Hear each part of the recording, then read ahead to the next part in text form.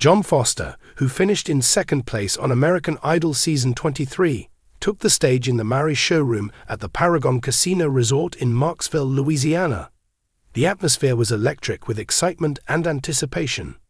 The country singer, who is 19 years old and is from Addis, Louisiana, gave a performance that cemented his position as a rising star. As a result, he was able to attract one of the largest crowds that the venue has seen in recent years.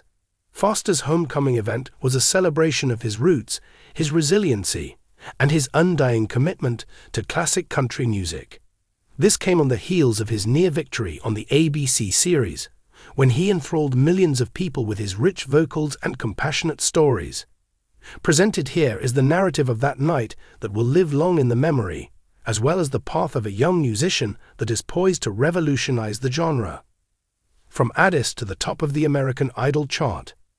It was in the small village of Addis, located in West Baton Rouge, that John Foster began his journey to the Paragon stage.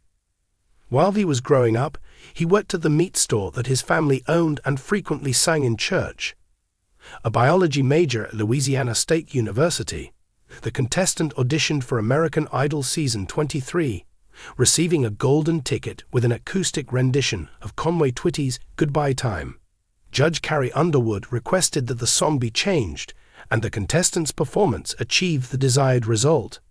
It was his classic country charm and raw skill that got him through Hollywood Week, the Hawaii round at Disney's Aulani Resort, and into the top 24 where he played Colin Baton Rouge by Garth Brooks with an enthusiasm that was contagious.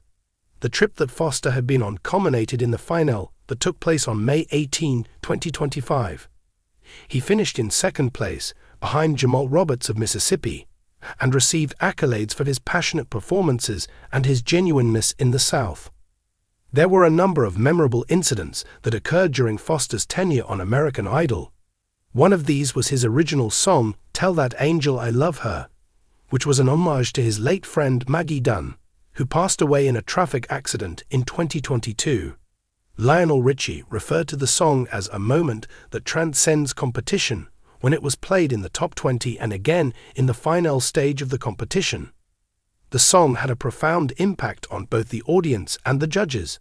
His final performances, which included a duet with Luke Bryan on Randy Travis' Deeper Than the Holler, and a rendition of Toby Keith's Courtesy of the Red, White and Blue, demonstrated his flexibility and his profound connection to the origins of country music.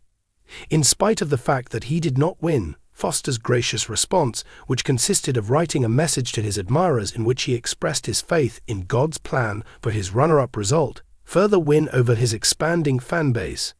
A homecoming celebration presented by the Paragon Performance Show.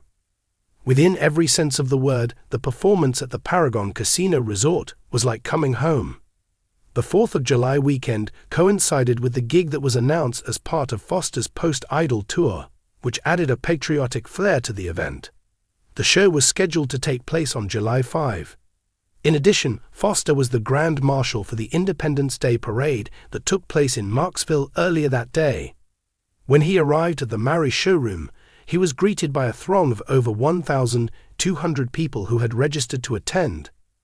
This gathering was one of the largest in the venue's recent history, as the room was filled with anxious fans from all around Louisiana, many of whom were wearing cowboy hats and carrying placards that read "Addis Proud." They were eager to see their hometown hero. The playlist was a masterclass in country storytelling, merging beloved songs from American Idol with music that was brand new.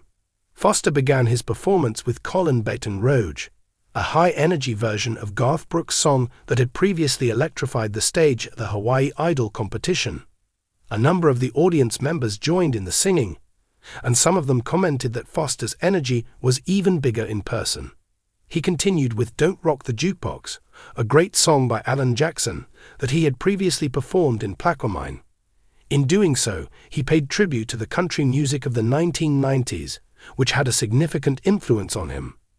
The performance was a tribute to the praise that Judge Carrie Underwood had bestowed upon him during his audition, in which she referred to him as a country superstar of the 1990s. It was when Foster played Tell That Angel I Love Her that the audience reached their emotional pinnacle. Foster's steady and emotional vocals carried the weight of his loss as he sang the song, and which was dedicated to it as the kind of song that stops time. She thanked her mother, Erin Martin, who was present in the audience, for being the source of inspiration for Dunn's journey. Foster then told a brief narrative about Dunn. The incident highlighted his ability to connect with people via genuine storytelling, which was a defining characteristic of this stint on American Idol. In addition, Foster presented a brand new original song titled Backroad Believer, which is a traditional country anthem that is about faith and life in a small town.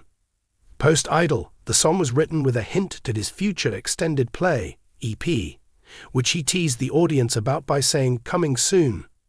One of the highlights of the performance was a rousing rendition of Toby Keith's song, courtesy of the Red, White, and Blue, which was performed in honor of his grandfathers, who were present and proudly watched from the front row. The patriotic anthem, which was controversial during the final episode of American Idol due to its political connotations, was received with a standing ovation, and Foster concluded the evening with a heartfelt "God Bless America." Authenticity is the foundation of a star.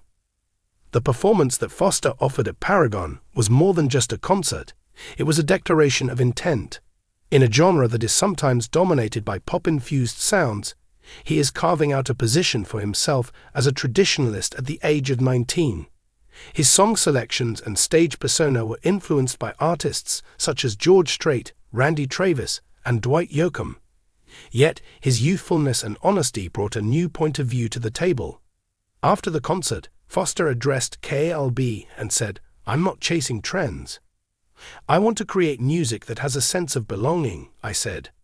As a result of his dedication to authenticity, he has been compared to emerging traditionalists such as Zuck Top, and Holla has predicted that he is poised to follow their trajectory.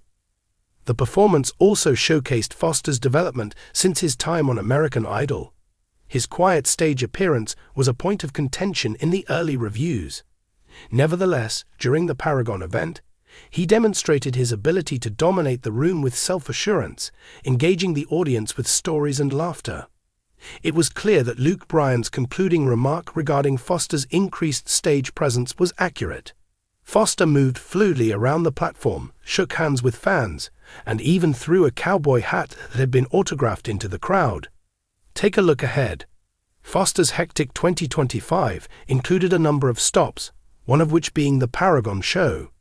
In the wake of his initial performance at the Grand Ole Opry on June 7, which was met with a heartfelt standing ovation, he made his return to the Opry on July 9, which was also his 19th birthday, and he is slated to play there once more on August 21.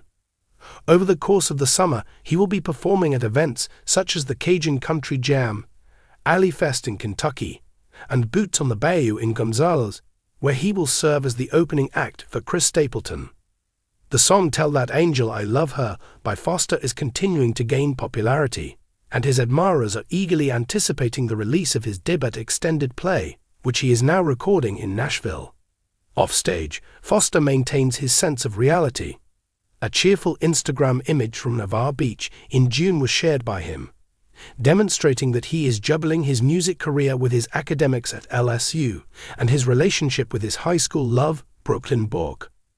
According to the message that he wrote to his followers on American Idol, this is merely a first step into what God has in store. He maintains his equilibrium through his faith and his family. His influence is reflected in the posts that he has made on, with supporters referring to him as a breath of fresh air and the future of country, an impression that will last. The performance that John Foster gave at the Paragon Casino Resort was a demonstration of both his talent and his heart. Beginning with the high-energy openers and progressing to the soul-stirring ballads, he demonstrated why he grabbed audiences on American Idol and why Louisiana considers him to be their own. Foster is not simply riding the wave of American Idol, rather he is building a legacy for himself as he continues to create, perform, and develop. His music provides a link that transcends time, one note at a time, in a world that is in search of what is truly authentic.